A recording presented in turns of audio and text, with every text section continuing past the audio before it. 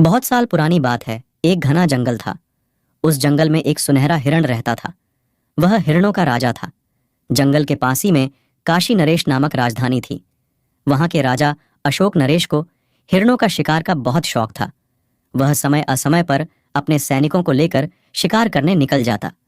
सभी सैनिक उससे बहुत परेशान थे। एक दिन सेनापति ने सोचा कि क्यों ना सारे हिरणों को घेर कर राजा के बाग में इकट्ठा कर दिया जाए।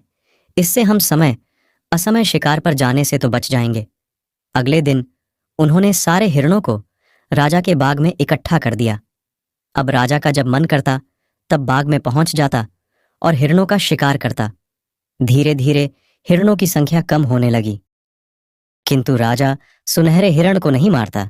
एक दिन हिरणों ने आपस में विचार विमर्श किया और राजा के पास जाकर बोले, महाराज, यदि आप इसी तरह शिकार करते रहेंगे तो हमारा वंश ही समाप्त हो जाएगा। इसीलिए हम आपके पास रोज एक हिरण भेज दिया करेंगे। इस तरह से आपका भी काम चल जाएगा और हमारी संख्या भी बनी रहेगी। राजा को हिरणों का विचार अच्छा लगा।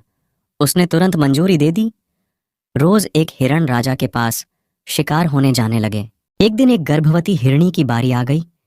वह सुनहरे हिरण के पास जाकर बोली, अगर मैं कुछ दिन और जी लूंगी तो एक हिरण और बढ़ जाएगा, इसीलिए मेरी जगह किसी और को भेज दो। सुनहरे हिरण ने उसकी बात मान ली और उसके स्थान पर वह खुद चला गया। राजा ने सुनहरे हिरण को देखकर कहा, नहीं, मैं तुम्हें नहीं मार सकता, अपनी जगह दूसरे हिरण को भेजो। सुनहरे हिरण ने विनती करते हुए कहा, महाराज, आज जिस हिरनी की बारी है वह गर्भवती है, इसलिए मजबूरी में मुझे आना पड़ा। आप मुझे मार डालिए और कुछ दिन के लिए उस हिरनी को जीवन दान दे दीजिए। यह सुनकर राजा के मन को ठेस लगी। वह सोचने लगा कि जीवों की हत्या करना पाप है। फिर उसने उन सब हिरणों को आजाद कर दिया और उनके शिकार पर प्रतिबंध लगा दिया।